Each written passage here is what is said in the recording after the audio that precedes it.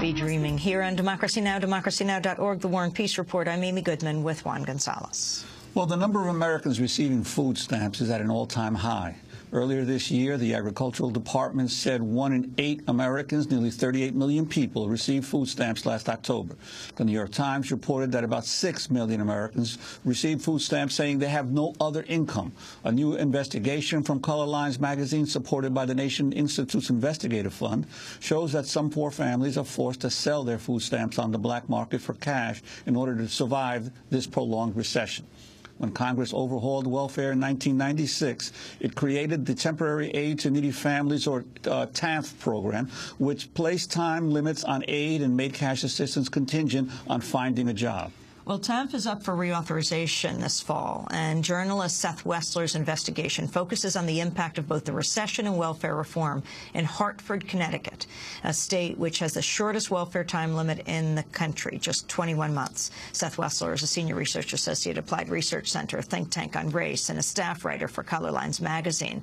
His article, Selling Food Stamps for Kids' Shoes, is available online at colorlines.com. We welcome you to Democracy Now! Explain what's happening in Hartford.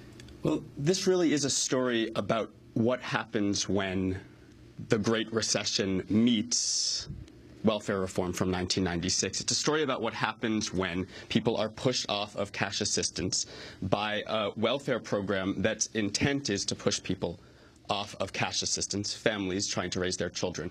What people do now, that even those low-wage poverty jobs that families have been stuck in for now a decade and a half aren't available. And so I spent the winter reporting from Hartford, Connecticut, a city that's long been hit by the disappearance of manufacturing jobs and is struggling economically, to figure out what families are doing now that the recession has hit and there really is no substantive safety net for poor families. And what I found was that people are forced to make very difficult decisions and are forced to trade their food assistance at bodegas for pennies on the dollar in order to make some cash to pay their bills, to pay rent, to buy. In the case of one woman I spent time with, who we're calling Eva in this story, she asked her name be changed, to buy children's shoes for her kids. So people are forced to in the end, break the law to get by. And what I see this as is a story about poor families innovating to survive in a horribly difficult economy after years of a strict safety net. Eva, the woman I spent 3 months with talking to, was cut off of cash assistance last March. She's in a state, Connecticut, with the shortest time limit in the country. After welfare reform, states were given vast amount of power to determine how long people could stay on cash assistance, how generous the program would be. And the state set the shortest time limit of any state in the country. She was cut off of cash assistance in the middle of the worst job crisis in a generation and has been searching for work endlessly without any luck. She's a woman who's been working low-wage poverty jobs for the greater part of a decade and now can't even find one of those. She's precipitously close to the edge now of becoming homeless, of not being able to feed her kids, and she's forced to sell her food stamps, like many women who I talked to in Connecticut, in order to get by.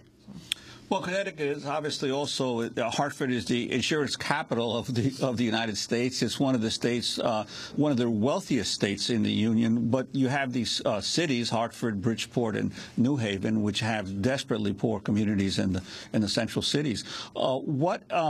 How has Connecticut been dealing in terms of its food stamp allotment? What does it give to a family?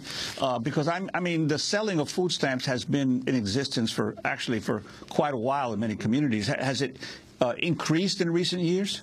Yeah, I mean, a lot of women I talk to have said that in times when they are out of work, they can't find a job, and there's no income coming in after being cut off, pushed off of the cash assistance rules, that they have had to sell their food assistance to get by, to trade it at a bodega, to sell it for cash.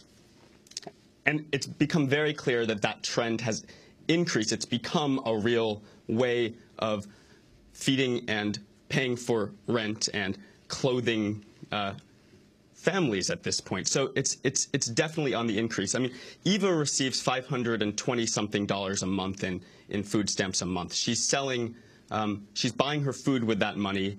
She's using that money to pay off her debt at the bodega. She has, at the end of every month, about $100 in debt.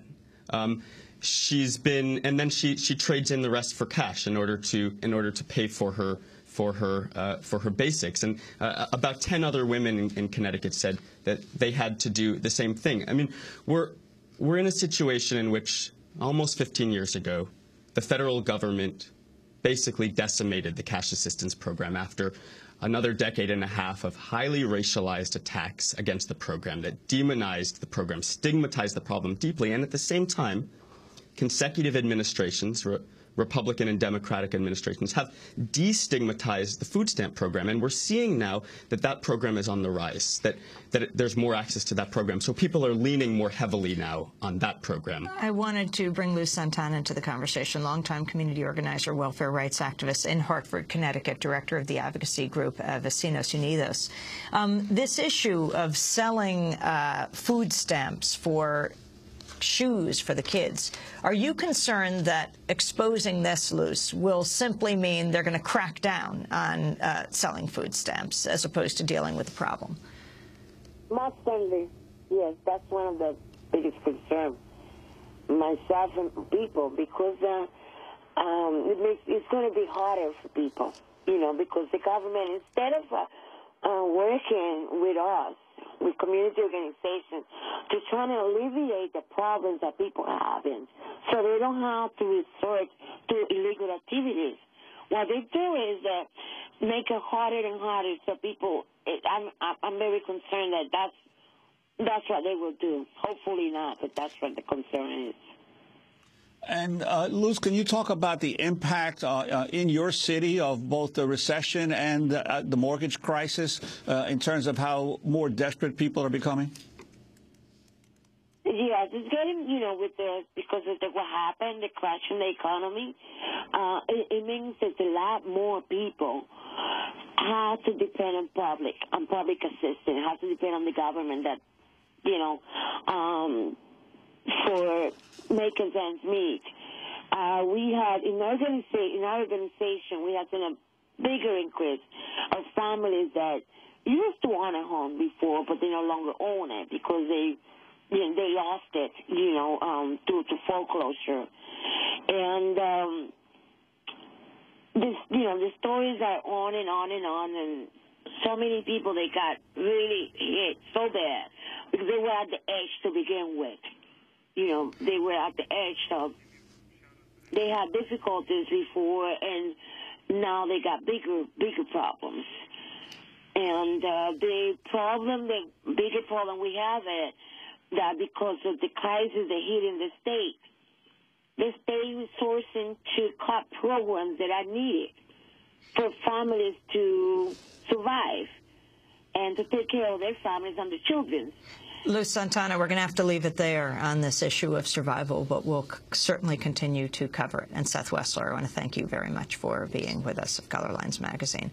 A shout out to folks in KPHX in Phoenix, as well as WPUL 590 AM in Daytona Beach, Florida, for joining us.